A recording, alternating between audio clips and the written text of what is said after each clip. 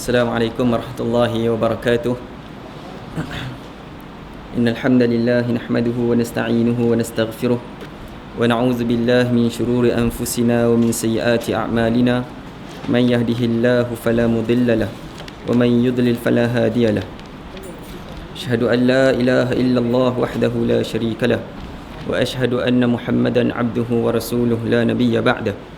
يا أيها الذين آمنوا اتقوا الله حق تقاته ولا تموتن إلا وأنتم مسلمون يا أيها الناس اتقوا ربكم الذي خلقكم من نفس واحدة وخلق منها زوجها وبث منهما رجالا كثيرا ونساء واتقوا الله الذي تساءلون به والأرحام إن الله كان عليكم رقيبا يا أيها الذين آمنوا اتقوا الله وقولوا قولا سديدا يصلح لكم أعمالكم ويغفر لكم ذنوبكم ومن يطع الله ورسوله فقد فاز فوزا عظيما أما بعد فإن أصدق الحديث كتاب الله وخير الهدي هدي محمد صلى الله عليه وسلم شر الأمور محدثاتها فإن كل محدثة بدعة كل بدعة ضلالة كل ضلالة في النار أو كما قال المصطفى صلى الله عليه وسلم. الحمد لله رب العالمين.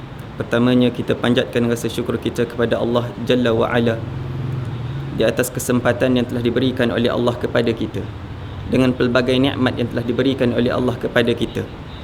Dan benarlah kata Allah Azza wa Jal dalam Al-Quran, wa in ta'uddu ni'matallah la tuhsuha. Kalaulah kalian menghitung nikmat-nikmat yang telah Allah berikan kepada kamu semua, pasti kamu tidak terhitung, kerana begitu banyak nikmat yang telah Allah berikan kepada kita.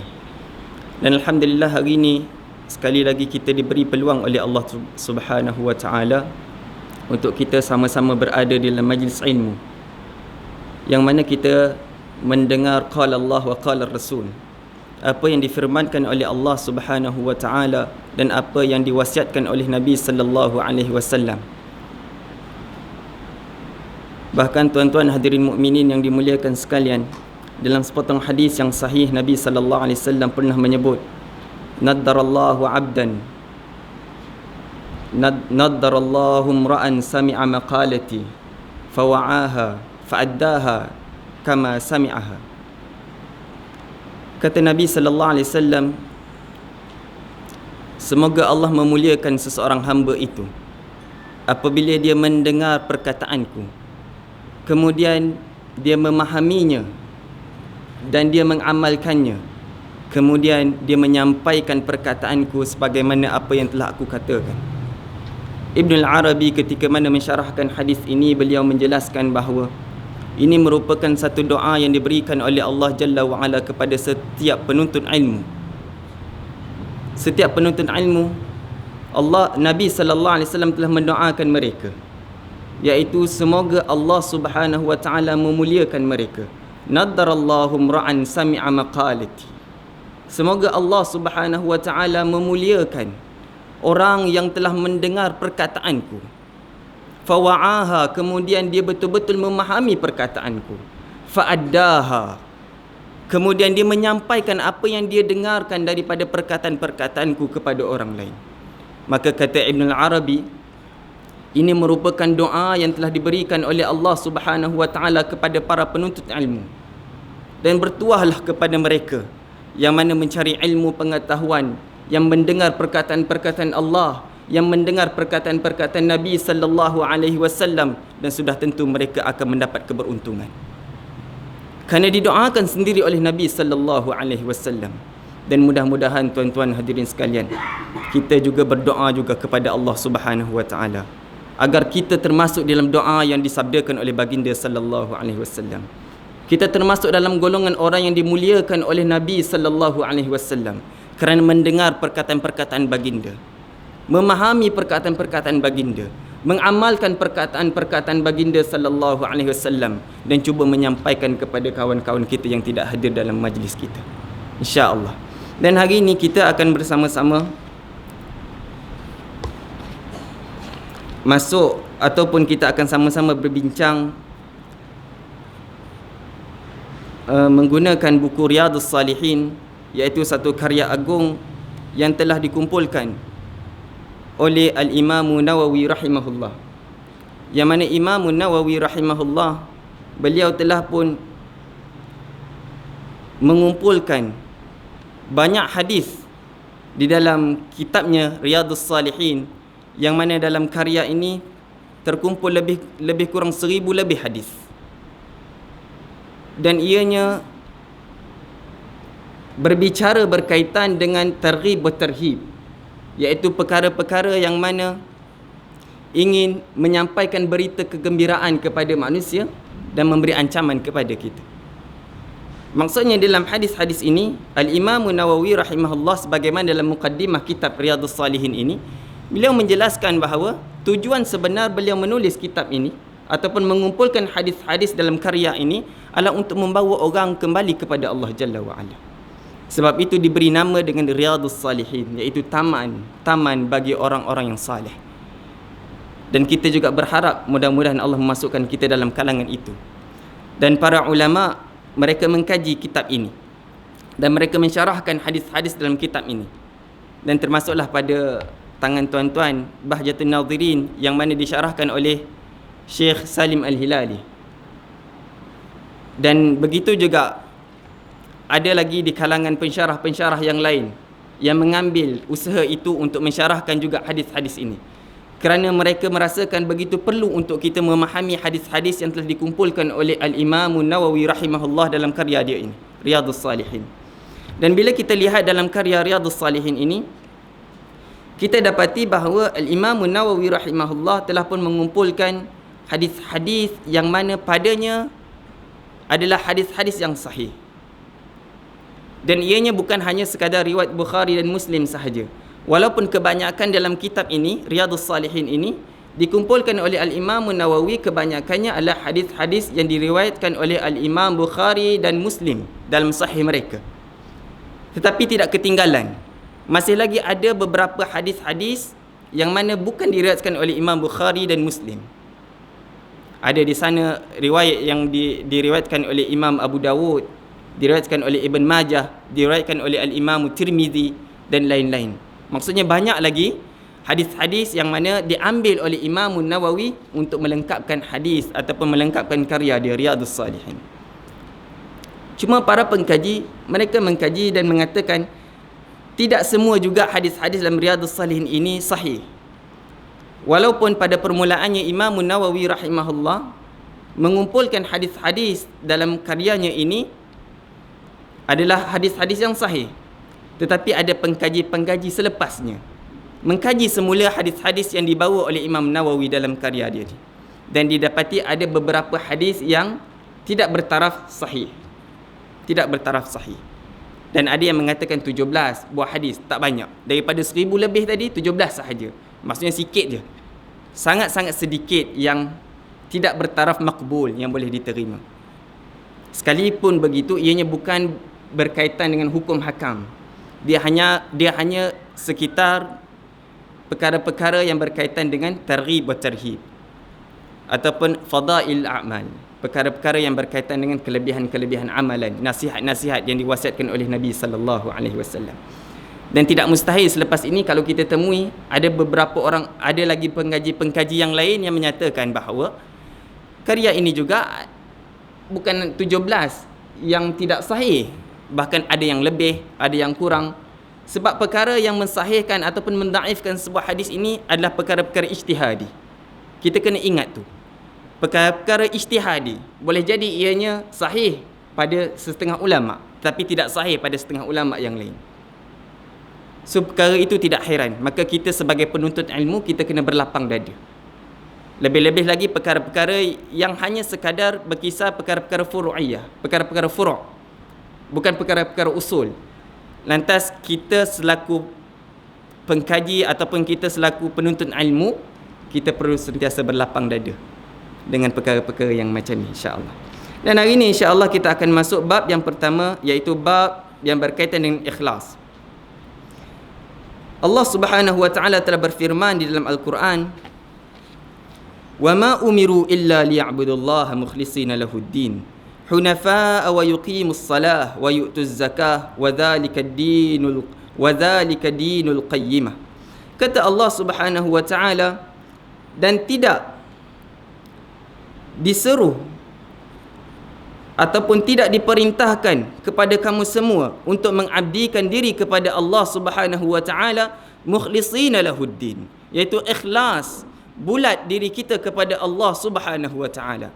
Wa yuqimus salah wa yu'tuz zakah wa dzalika dinul qayyimah, dan hendaklah kalian melaksanakan salat, menunaikan zakat, dan itulah agama yang tertegak. Dan Allah Subhanahu wa taala berfirman lagi, kata Allah, lan yanalallahu luhumuha wala dima'uha walakin yanaluhu taqwa minkum. Kata Allah Subhanahu wa taala, setelah mana Allah menceritakan tentang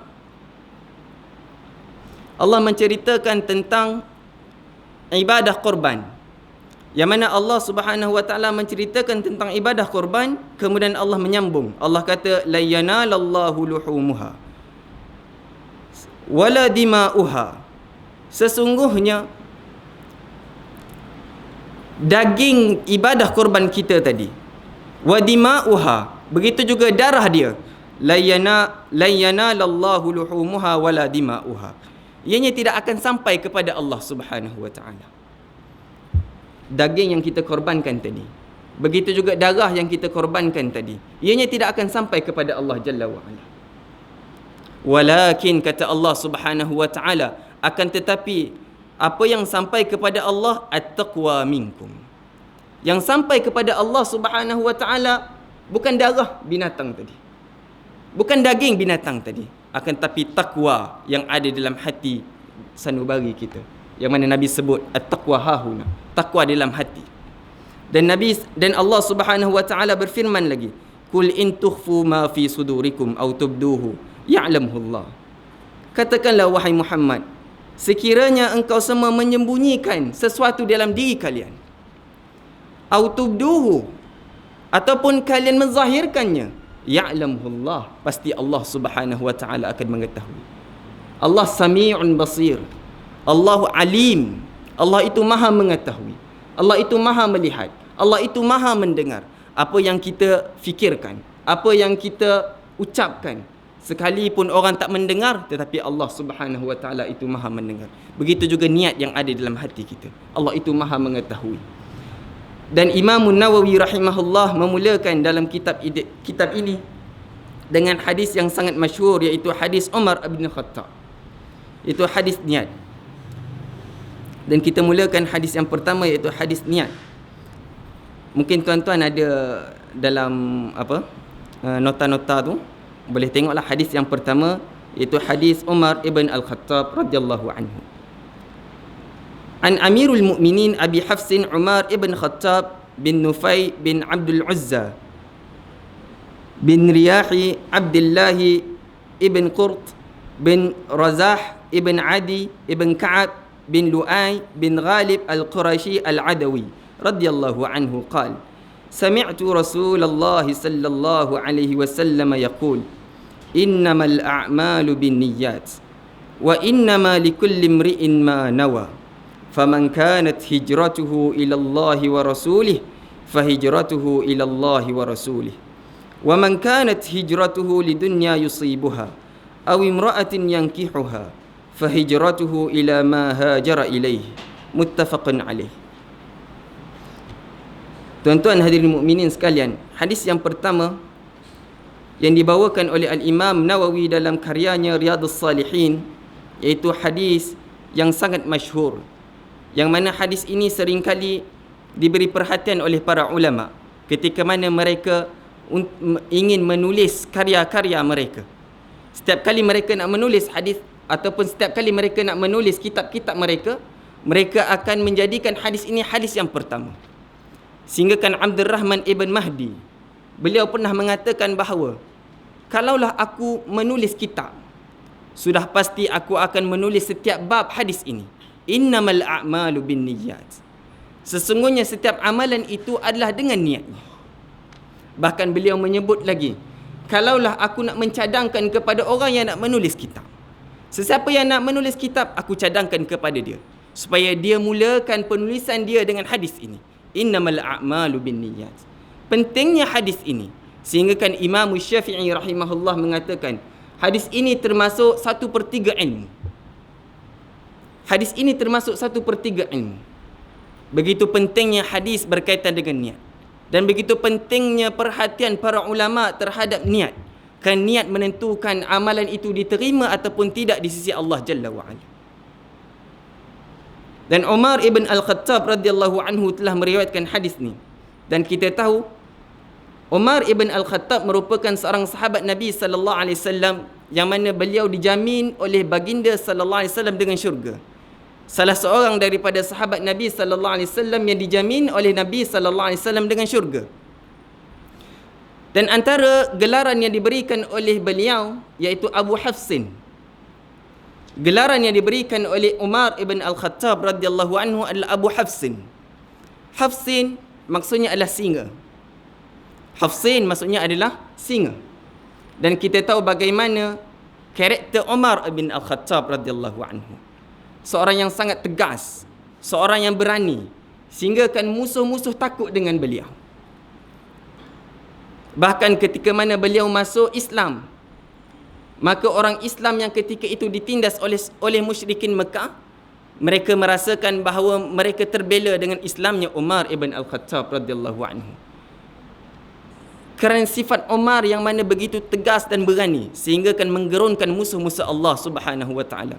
Mungkin sebab itu dinamakan dengan Abu Hafsin, iaitu Abu ayah singa. Hafsin singa. Sehingga kan dalam hadis Nabi sallallahu alaihi wasallam menyebut, "Ihan ya ibn Al-Khattab, walladhi nafsi biyadihi, ma laqiyaka asy-syaitan salikan fajjan qattun illa salaka fajjan ghaira fajjik." Beruntunglah engkau wahai Ibn Al-Khattab radhiyallahu anhu. Kata Nabi sallallahu alaihi wasallam memberitahu kepada kita keistimewaan Ibn Al-Khattab radhiyallahu anhu. Ihan ya Ibn Al-Khattab, beruntunglah wahai engkau Ibn Al-Khattab radhiyallahu anhu. Walladhi nafsi biyadih, demi diriku yang berada di tangannya. Ma laqiyaka syaitan salikan fajjan qattun illa salaka fajjan ghaira fajjik. Syaitan akan apabila bertemu dengan engkau di satu jalan, sudah pasti syaitan dia akan beralih pergi ke jalan yang lain. Kerana gerun bertemu dengan Umar Al-Khattab radhiyallahu anhu. Subhanallahil azim, bila kita lihat bukan setakat manusia yang takut dengan Umar, akan tetapi syaitan yang mana musuh Allah Subhanahu wa taala, syaitan juga takut untuk bertemu dengan Umar radhiyallahu anhu. Dan para ulama melihat kejadian ini, lalu mereka mentafsirkan ketakutan syaitan kepada Umar bukan hanya sekadar sifat berani ataupun ketegasan Umar, akan tetapi kerana kebenaran yang dibawa oleh Umar radhiyallahu anhu. Orang yang membawa kebenaran, syaitan takut dengannya. Sebab itu Umar radhiyallahu anhu digeruni oleh syaitan kerana keteguhan kebenaran yang dibawakan oleh Umar radhiyallahu anhu. Dan Umar apabila kita membaca riwayat dia, dia mati dibunuh. Dan bertepatan dengan hadis yang disabdakan oleh Nabi sallallahu alaihi wasallam. Satu ketika baginda sallallahu alaihi wasallam, baginda naik di atas bukit Uhud. Dan ketika itu bersama dengan Rasul sallallahu alaihi wasallam adalah Abu Bakar As-Siddiq radhiyallahu anhu. Bersama juga dengan Rasul sallallahu alaihi wasallam adalah Umar Al-Khattab dan Uthman ibn Affan radhiyallahu anhu. Ketika mana Rasul sallallahu alaihi wasallam naik ke atas bukit Uhud, tiba-tiba Uhud bergetar. Kemudian Rasul sallallahu alaihi wasallam berkata, "Usbut ya Uhud." Tetaplah engkau wahai Uhud. Sebab ketika itu Uhud bergegar. Usbut ya Uhud. Tetaplah engkau wahai Uhud. Fa innaka 'alaika al-an, sesungguhnya di atas engkau sekarang nabiyan, seorang nabi. Wa siddiqan, seorang siddiq, iaitu Abu Bakar radhiyallahu anhu. Wa syahidan, dan 2 orang syahid. Dan 2 orang syahid itu merujuk kepada 2 orang sahabat Nabi sallallahu alaihi wasallam, iaitu Umar ibn Al-Khattab radhiyallahu anhu dan Uthman ibn Affan radhiyallahu anhu. Dan ternyata Umar radhiyallahu anhu mati dibunuh. Siapakah yang membunuh Umar radhiyallahu anhu? Abu Lu'lu' al-Majusi. Abu Lu'lu' al-Majusi. Dan dia yang telah membunuh Umar radhiyallahu anhu. Dan takutnya dia kepada Umar, dia membunuh Umar dalam keadaan curi-curi. Ada riwayat mengatakan dia bunuh Umar ketika mana Umar radhiyallahu anhu sedang mengimamkan salat subuh. Dan dibunuh Umar radhiyallahu anhu. Dan dikatakan dia telah menikam Umar 3 bahagian. Dan salah satunya di bawah pusat dia. Sehingga Umar jatuh dan Umar tidak boleh bangun. Tidak larat untuk bangun. Sebab kesakitan yang dirasai oleh Umar radhiyallahu anhu setelah mana ditikam oleh Abu Lu'lu' al-Majusi. Kemudian Umar pengsan dan Umar bangun. Kemudian Umar bertanya kepada para sahabatnya, siapakah yang telah membunuhku? Siapakah yang telah menikamku? Lalu kata para sahabat radhiyallahu anhum ketika itu, Abu Lu'lu' al-Majusi. Lalu perkataan yang dikeluarkan daripada mulut Umar radhiyallahu anhu, alhamdulillah. Aku memuji Allah, alhamdulillah. Kerana yang telah membunuh aku adalah seorang Majusi, bukan seorang Muslim. Yang mana kalaulah seorang Muslim yang membunuhku, aku terpaksa berhujah di hadapan Allah dengan kalimah la ilaha illallah. Akan tetapi alhamdulillah aku memuji Allah Subhanahu wa taala. Kerana yang membunuhku adalah seorang Majusi, seorang yang tidak beriman kepada Allah Subhanahu wa taala. Begitu sifat Umar radhiyallahu anhu. Kemudian setelah mana saat kematian Umar, ramailah para sahabat radhiyallahu anhum ajma'in bertemu dengan Umar radhiyallahu anhu. Seorang demi seorang datang bertemu dengan Umar, memberi semangat kepada Umar. Lalu ada seorang masuk bertemu dengan Umar radhiyallahu anhu, seorang pemuda. Lalu pemuda itu bertemu dengan Umar, mengucup dahi Umar radhiyallahu anhu. Kemudian memberikan kata-kata semangat kepada Umar. Lantas pemuda tersebut berlalu keluar daripada tempat Umar. Ketika mana pemuda tersebut keluar, tiba-tiba Umar radhiyallahu anhu menoleh. Umar radhiyallahu anhu menoleh. Dan dia melihat satu perkara yang perlu dia tegur daripada pemuda tersebut. Dan didapati pemuda tersebut melabuhkan kain dia. Lalu Umar radhiyallahu anhu berkata kepada sahabat yang dekat dengan dia, wahai sahabatku, panggil pemuda tadi. Panggil semula pemuda tadi. Lalu sahabat panggil pemuda tersebut. Kemudian Umar radhiyallahu anhu memegang tangan pemuda tersebut dan berkata kepada pemuda tersebut, singkatkanlah kainmu, kerana ia lebih dekat dengan takwa dan dia lebih membersihkan diri, membersihkan pakaianmu. Begitulah sifat Umar radhiyallahu anhu. Walaupun di saat kematian beliau sanggup ataupun beliau tidak boleh melihat kemungkaran berada di hadapan mereka. Apabila nampak sahaja kemungkaran, terus beliau panggil ataupun beliau tegah. Dan begitulah yang berlaku kepada pemuda tadi. Beliau terus panggil dan mengatakan, wahai pemuda, singkatkanlah pakaianmu, kerana ia lebih dekat dengan takwa kepada Allah. Dan begitu jugalah kita mengikuti teladan Umar, generasi yang terbaik ini, yang mana apabila kita melihat perkara-perkara yang mungkar, lantas kita wajib untuk menegahnya. Sebagaimana Nabi SAW sebut, sesiapa di kalangan kamu yang melihat kemungkaran, wajib ke atas kamu mencegahnya dengan tanganmu. Kalau tak mampu, dengan lidah. Kalau tak mampu, dengan hati. Dan ingatlah, dengan hati itu adalah selemah-lemah iman. Dan Umar radhiyallahu anhu yang digelar Abu Hafsin meriwayatkan hadis ini. Kata beliau, sami'tu Rasulullah sallallahu alaihi wasallam. Aku telah mendengar Nabi sallallahu alaihi wasallam telah bersabda, innamal a'malu binniyat wa innama likulli imri'in ma nawa. Faman kanat hijratuhu ila Allah wa rasulih fahijratuhu ila Allah wa rasulih. Wa man kanat hijratuhu lidunya yusibuha aw imra'atin yankihuha fahijratuhu ila ma hajara ilaih. Kata baginda sallallahu alaihi wasallam, innamal a'malu binniyat. Sesungguhnya setiap amalan itu adalah dengan niat. Kata baginda sallallahu alaihi wasallam, sesungguhnya setiap amalan itu dengan niat. Kalau kita fikir-fikir secara logiknya, tidak ada satu amalan yang kita kerjakan tanpa niat. Tak kiralah niat apa yang kita niatkan, tetapi setiap amalan itu ada bersama dengannya dengan niat. Dan benarlah kata Nabi, innamal a'malu binniyat. Mustahil kita katakan bahawa seorang itu melakukan satu pekerjaan tanpa niat. Mungkin orang gila kot yang boleh kita katakan bila dia melakukan satu perkara tanpa niat. Tapi orang yang waras, apabila dia melakukan satu perkara ada niatnya. Innamal a'malu binniyat. Kemudian Nabi sallallahu alaihi wasallam menyebut, wa innama likulli imri'in ma nawa. Dan kata Nabi sallallahu alaihi wasallam, setiap seseorang itu dinilai mengikut apa yang dia niatkan. Kalaulah tadi kita katakan setiap amalan itu adalah dengan niat, tidak ada satu amalan tanpa niat. Tapi kita tidak tahu bahawa kemungkinan seseorang itu berniat kebaikan, seseorang juga kemungkinan berniat keburukan. Satu amalan boleh jadi 2-3 niat. Kita masuk dalam masjid contohnya, kita nampak orang datang ke masjid.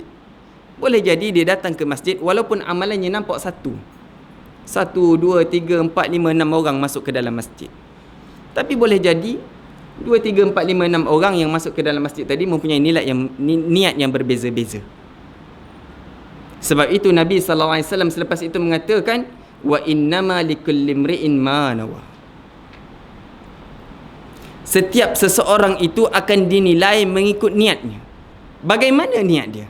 Kalaulah niat dia kerana Allah Jalla wa'ala, dia akan mendapat apa yang diberi ganjaran daripada Allah Subhanahu wa ta'ala. Tapi kalaulah dia niatkan bukan kerana Allah Subhanahu wa ta'ala, dia akan dapat apa yang dia niatkan. Sebab itu Nabi SAW sebut, wa innama likulli imri'in ma nawa. Dan beruntunglah mereka yang niatnya kerana Allah Subhanahu wa ta'ala. Setiap kali melakukan sesuatu perkara kerana Allah Subhanahu wa ta'ala. Sehingga kan Allah Subhanahu wa ta'ala sebut dalam Al-Quran, man kana yuridu harthal akhirah nazid lahu fi harthihi. Sesiapa yang inginkan keberuntungan hari akhirat, nazid lahu fi harthihi, kami akan tambah keberuntungannya. Wa man kana yuridu harthad dunya, dan sesiapa yang nakkan keberuntungan dunia, nu'tihi minha, kami akan berikan keuntungan kepada dia. Bila kita tengok dua jumlah ini, kita dapati ianya sangat berbeza. Yang pertama, apabila Allah Subhanahu wa ta'ala menyebut man kana yuridu harthal akhirah nazid lahu fi harthihi, siapa yang nakkan keuntungan di hari akhirat, nazid lahu fi harthihi, Allah mengatakan nazid lahu fi harthihi, kami akan tambah keberuntungannya. Maksudnya di dunia dia akan mendapat keuntungan dan di akhirat juga dia akan mendapat keuntungan. Allah akan menambah keuntungan yang akan diperolehinya. Di dunia dia akan mendapat keuntungan, di akhirat juga dia akan mendapat keuntungan di sisi Allah Subhanahu wa ta'ala. Wa man kana yuridu harthad dunya, sesiapa yang nakkan keberuntungan dunia, nu'tihi minha, kami akan berikan saja kepada dia. Kami akan datangkan keberuntungan kepada dia. Dua perbezaan. Kalaulah kita nakkan akhirat, Allah akan tambahkan lagi keberuntungan kepada kita. Untung di dunia, dan lebih-lebih lagi kita inginkan keuntungan di hari akhirat. Akan tapi siapa yang nakkan dunia, Allah akan berikan saja apa yang dia nakkan. Wa innama likulli imri'in ma nawa. Kemudian Nabi sallallahu alaihi wasallam menyambung, wa man kanat hijratuhu ila Allah wa rasulih fa hijratuhu ila Allah wa rasulih, wa man kanat hijratuhu lidunya yusibuha aw imra'atin yankihuha fa hijratuhu ila ma hajara ilaih. Kata Nabi sallallahu alaihi wasallam, sesiapa yang berhijrah kerana Allah dan Rasulnya, fa hijratuhu ila Allah wa rasulih, maka hijrahnya adalah kerana Allah maka hijrahnya adalah untuk Allah dan untuk Rasulnya. Wa man kanat hijratuhu lidunya yusibuha.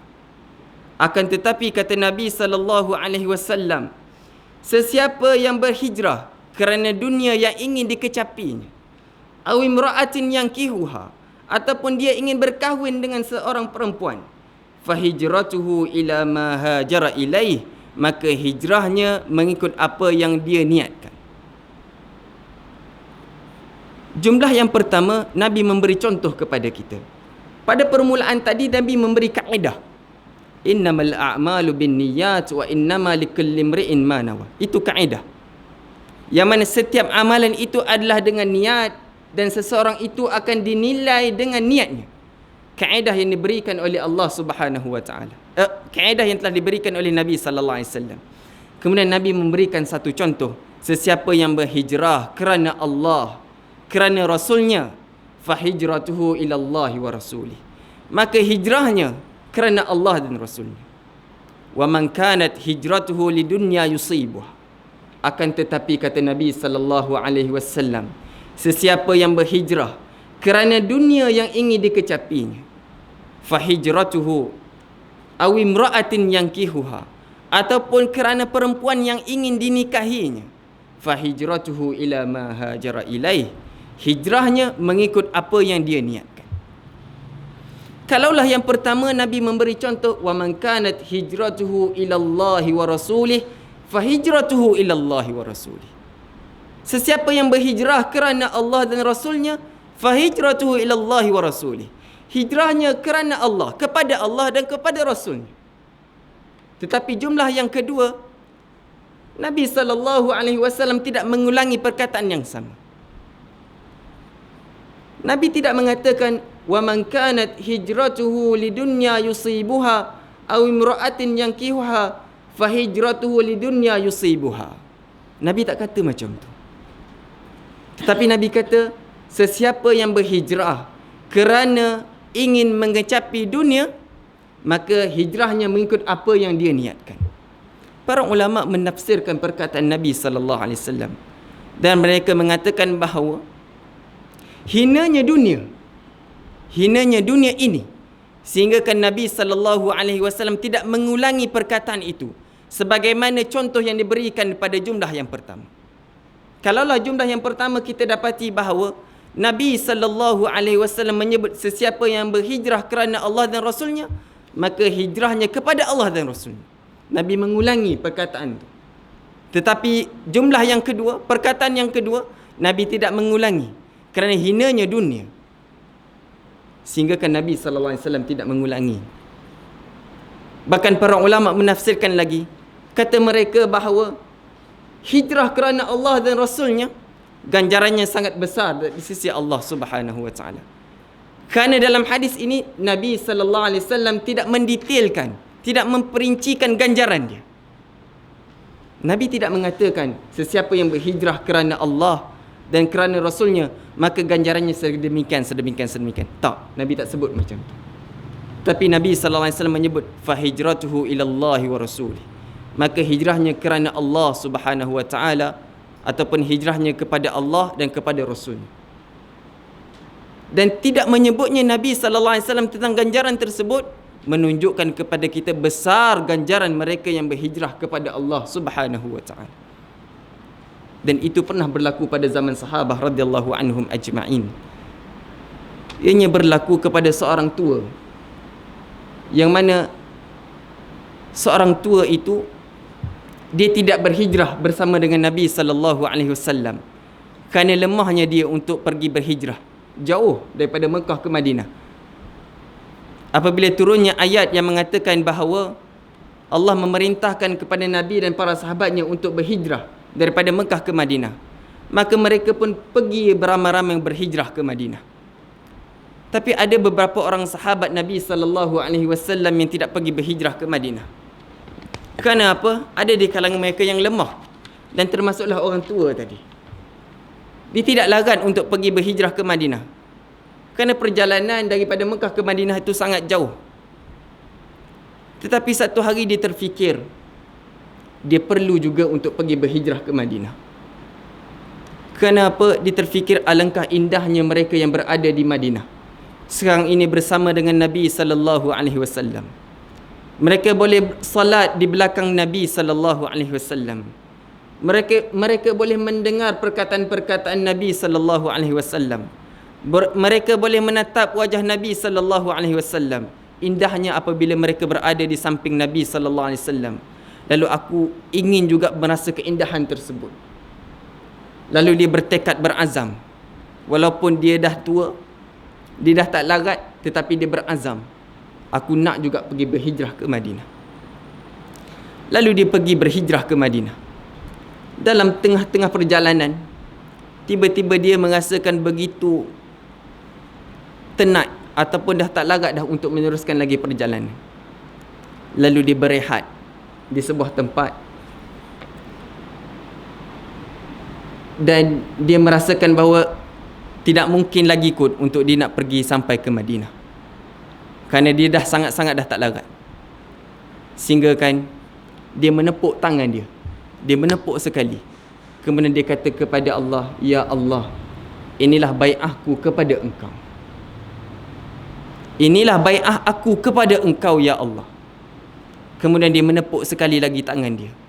"Ya Allah, inilah bai'ahku kepada Rasul Engkau. Yang mana aku ini benar-benar mencintai agamamu. Aku ini benar-benar mencintai Rasulmu. Aku ini benar-benar mencintai ajaran risalah yang dibawakan oleh kekasihmu." Lantas kemudian dia meninggal dunia di tengah perjalanan. Kemudian Allah Subhanahu wa taala menurunkan satu ayat khusus menceritakan tentang lelaki tersebut. Mulianya orang yang berhijrah kerana Allah Subhanahu wa taala.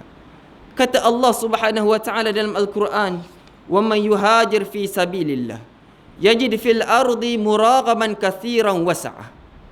Sesiapa yang berhijrah di jalan Allah Subhanahu wa taala, yajid fil ardi muragaman katsiran wasa'ah. Dia akan mendapati bahawa bumi ini luas. Dia akan mendapati bahawa rezeki itu luas. Wa man yakhruj min baitihi muhajiran ila Allah wa rasulih. Dan sesiapa yang mana keluar daripada rumahnya berhijrah kepada Allah Subhanahu wa taala, berhijrah kepada Rasulnya, kepada kekasihnya, thumma yudrikuhul maut, kemudian dia meninggal dunia, faqad waqa'a ajruhu 'ala Allah, sesungguhnya Allah Subhanahu wa taala telah menyediakan kepadanya ganjaran. Wa kana Allahu ghafurur rahim. Dan sesungguhnya Allah Subhanahu wa taala itu Maha Pengampun, Maha Penyayang. Dan di dalam ayat ini Allah Subhanahu wa taala tidak mendetailkan ganjaran kepada mereka yang berhijrah kepada Allah Subhanahu wa taala. Sebagaimana dalam hadis yang kita bacakan tadi. Nabi tidak mendetailkan ganjaran, menunjukkan kepada kita betapa besarnya ganjaran mereka yang mana berhijrah kepada Allah Subhanahu wa taala. Yang mana bulat niat mereka berhijrah kerana Allah Subhanahu wa taala. Sebagaimana lelaki tua tadi, yang mana keluar daripada rumah dia, walaupun dia dalam keadaan yang tidak larat, tenat, tetapi dia merasakan begitu indahnya bersama dengan Nabi sallallahu alaihi wasallam, lalu dia berazam untuk keluar berhijrah bertemu dengan Nabi sallallahu alaihi wasallam. Tetapi dia meninggal dunia di pertengahan jalan. Lalu kata Allah Subhanahu wa taala, faqad waqa'a ajruhu 'ala Allah.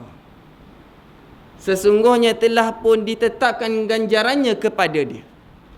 Ganjarannya di sisi Allah Subhanahu wa taala kepada dia. Besarnya ganjaran mereka yang berhijrah kepada Allah Subhanahu wa taala. Dan bila kita tengok hadis ini sebagaimana yang kita sebutkan pada permulaan tadi, ia merupakan hadis yang sangat-sangat penting di dalam agama. Kerana ia berkisar dengan niat. Bahkan para ulama, kebanyakan daripada mereka mengatakan bahawa syarat diterimanya amalan sesuatu itu adalah dengan niatnya. Sehingga kan para ulama mentafsirkan ayat Allah Subhanahu wa taala, "Allazi khalaqal mauta wal hayata liyabluwakum ayyukum ahsanu amala." Kata Allah Subhanahu wa taala, sesungguhnya dialah yang telah menjadikan al-mauta wal hayata, kematian dan kehidupan itu, liyabluwakum, untuk menguji kamu semua. Ahsanu amala, siapakah di antara kalian yang terbaik amalan? Para ulama kebanyakannya mentafsirkan ahsanu amala aswab wa akhlas. Yang paling ikhlas dan yang paling benar. Sebab itu Imam Syafi'i rahimahullah mengatakan bahawa hadis ini adalah 1/3 ilmu. Pentingnya hadis ini sehinggakan Imam Syafi'i mengatakan 1/3 ilmu. Kerana niat sesuatu perkara itu ataupun niat sesuatu amalan itu dinilai di sisi Allah Subhanahu wa taala. Fudail ibn Iyad radhiyallahu anhu mengatakan bahawa innal amala idza kana khalisan wa lam yakun sawaba, sesungguhnya amalan itu apabila ianya khalisan, ianya benar, tulus, ikhlas kepada Allah Subhanahu wa taala, walam yakun sawaba, akan tapi ianya tidak menepati apa yang diajarkan oleh Nabi sallallahu alaihi wasallam, lam yaqbal, tidak akan diterima. Maksudnya kat sini tuan-tuan hadirin mukminin, bila kita lihat syarat yang pertama diterimanya amalan itu adalah niat yang ikhlas kerana Allah Subhanahu wa taala. Bulat benar-benar kepada Allah Subhanahu wa taala. Kita melakukan salat betul ikhlas kerana Allah Jalla wa ala, bukan kerana benda lain. Dan niat ataupun syarat yang kedua diterimanya amalan adalah aswab, yang paling tepat. Dan bila kita katakan yang paling tepat, sudah tentu yang menepati sunnah Nabi sallallahu alaihi wasallam. Siapakah lagi yang lebih tepat berbanding dengan ajaran yang dibawakan oleh Nabi sallallahu alaihi wasallam? Sebab itu Fudail bin Iyad kata, innal amala idza kana khalisan, sesungguhnya satu amalan itu kalaulah ianya khalisan, ikhlas kerana Allah Subhanahu wa taala, walam yakun sawaba, akan tapi ianya tidak menepati apa yang diajarkan oleh Nabi sallallahu alaihi wasallam, lam yaqbal, dia tidak akan diterima oleh Allah Jalla wa ala. Wa idza kana sawaban walam yakun khalisan, akan tetapi kalaulah sesuatu amalan itu dikerjakan sawaban, tepat, menepati apa yang diajarkan oleh Nabi sallallahu alaihi wasallam, walam yakun khalisan, akan tetapi ia tidak ikhlas kerana Allah Subhanahu wa taala, lam yaqbal, amalan yang macam itu juga tidak akan diterima oleh Allah Subhanahu wa taala.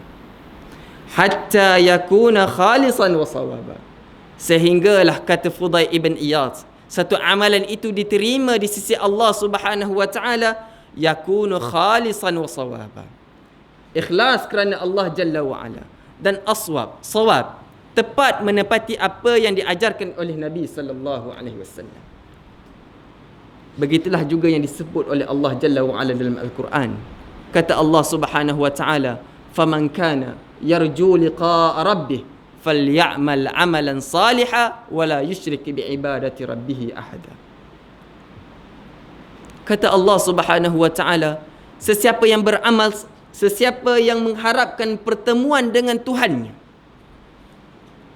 sesiapa yang mengharapkan pertemuan dengan Tuhannya, falyamal amalan salihan, hendaklah dia beramal dengan amalan salih, wala yusyrik biibadati rabbih ahada, dan syarat yang kedua, dia tidak mensyirikkan Allah Subhanahu wa taala dengan sesuatu apapun.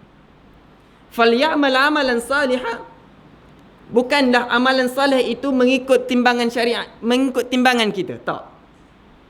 Amalan sesuatu amalan itu dikira salih ataupun tidak mengikut timbangan syariat.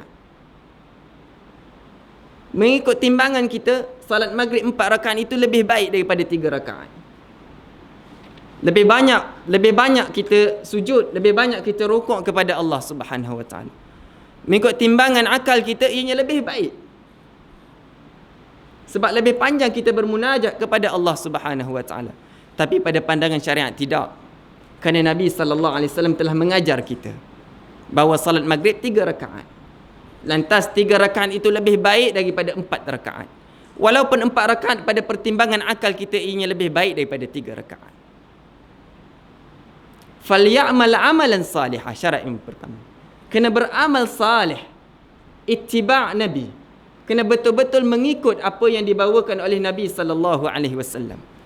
Bila kita melihat sejarah para salafus salih, begitu juga sejarah para sahabah radhiyallahu anhum ajma'in, ajaib kehidupan mereka dalam rangka mereka mengikuti Nabi sallallahu alaihi wasallam. Sangat-sangat ajaib.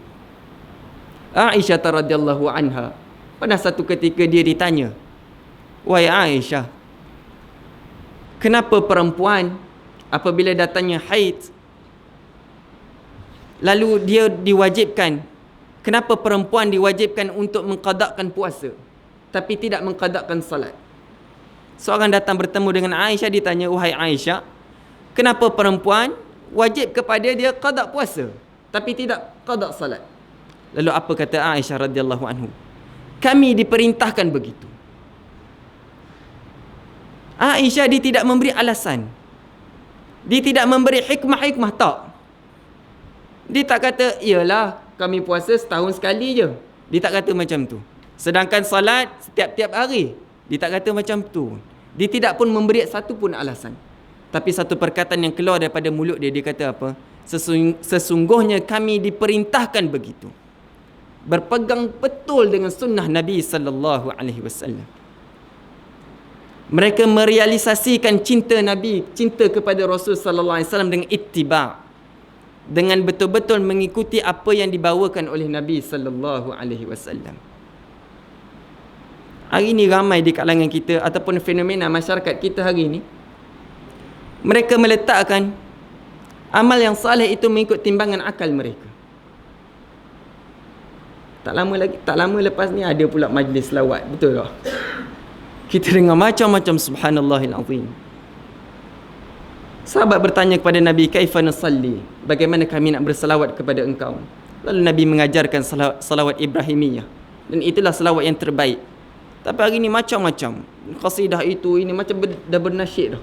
Jadi satu fenomena yang sangat-sangat tidak sihat. Dalam masjid lah dia bergendang itu, mainin, subhanallahil azim. Sangat-sangat jauh daripada kehidupan para salafus salih. Sangat-sangat jauh. Para sahabat, Umar radhiyallahu anhu satu hari dia datang bertemu dengan Nabi sallallahu alaihi wasallam. Lalu dia berkata kepada Nabi, wahai Rasulullah, demi Allah, aku mencintai engkau kecuali diriku. Aku mencintai engkau lebih daripada segala-galanya kecuali diriku. Lalu kata Nabi sallallahu alaihi wasallam, wahai Umar, engkau masih lagi tidak mengecapi kesempurnaan iman, sehingga engkau menjadikan aku engkau cintai lebih daripada segala-galanya termasuk diri engkau. Lalu Umar radhiyallahu anhu terus mengatakan kepada Nabi, wahai Rasulullah, demi Allah, sekarang aku mencintai engkau lebih daripada segala-galanya termasuk diri aku. Para sahabat radhiyallahu anhum ajma'in mencintai Nabi sallallahu alaihi wasallam lebih daripada diri dia. Lalu kata Nabi sallallahu alaihi wasallam, al-an ya Umar, sekarang wahai Umar, sempurna iman engkau sekarang wahai Umar, kerana engkau telah mencintai aku lebih daripada segala-gala, termasuk diri engkau sendiri. Nabi sallallahu alaihi wasallam sebut apa? La yu'minu ahadukum hatta akuna ahabba ilaihi min nafsi wa waladihi wan nasi ajma'in. Tidak sempurna iman seseorang itu sehingga menjadikan aku lebih mereka kasihi, lebih lagi daripada diri dia, daripada anak dia, dan daripada manusia keseluruhan. Para sahabat radhiyallahu anhum ajma'in telah merealisasikan hadis itu, dan mereka tidak mencintai lebih lagi daripada Nabi sallallahu alaihi wasallam, sehingga kan diri mereka sanggup korbankan untuk Nabi sallallahu alaihi wasallam. Anas bin Malik radhiyallahu anhu menceritakan, para sahabat radhiyallahu anhum menghormati Nabi sallallahu alaihi wasallam, mereka tidak akan menguatkan suara di hadapan Nabi sallallahu alaihi wasallam. Sehingga kan Anas mengatakan bahawa kami ingin bertemu dengan Nabi dan kami akan mengetuk pintu Nabi dengan kuku-kuku kami. Subhanallahil azim. Hari ini kita berselawat, subhanallah, kita berteriak, bertempik dengan tangan macam tu, subhanallahil azim. Jauh kita daripada sahabat radhiyallahu anhum ajma'in, generasi yang mulia ini. Thabit bin Qais satu hari dia pernah menguatkan suara di hadapan Nabi sallallahu alaihi wasallam. Kemudian apabila turun ayat Allah, ya ayyuhallazina amanu la tarfa'u aswatakum fawqa sautin nabi. Wahai orang yang beriman, jangan engkau angkat suara engkau melebihi suara Nabi. Thabit bin Qais apabila mendengar ayat itu, balik ke rumah dan menangis. Tak nak keluar rumah dia. Dan dia mengatakan, aku telah berdosa, aku telah berdosa, aku telah berdosa. Aku telah mengeraskan suara aku di hadapan Nabi sallallahu alaihi wasallam. Kemudian barulah Nabi sallallahu alaihi wasallam menyampaikan kabar gembira kepadanya bahawa dia tidak berdosa. Dia tidak berdosa. Barulah dia merasakan tenang jiwa dia. Itulah sahabat Nabi sallallahu alaihi wasallam generasi yang awal, dan sepatutnya kita mencontohi mereka. Dan saya rasa cukup sekadar tu, kita pun dah lebih kan. Mudah-mudahan apa yang kita sampaikan pada malam ini insya-Allah memberi manfaat kepada kita dan memberi kekuatan kepada kita, memberi motivasi kepada kita insya-Allah. Mudah-mudahan kita terus berada di atas manhaj ini, manhaj sunnah, dan berada di atas jalan ini, iaitu jalan benar-benar mencintai Nabi sallallahu alaihi wasallam, mencontohi para generasi salafus salih, yang mana generasi yang dikatakan oleh Nabi sallallahu alaihi wasallam khairul quruni qarni thumma alladhina yalunahum thumma alladhina yalunahum, insya-Allah. Dan saya rasa kita tangguh majlis kita hari ini dengan kafaratul majlis. Subhanakallahumma wa bihamdika asyhadu an la ilaha illa anta astaghfiruka wa atubu ilaik. Sallallahu ala sayyidina Muhammad wa ala alihi wa sahbihi ajma'in walhamdulillahi rabbil alamin. Assalamualaikum warahmatullahi wabarakatuh.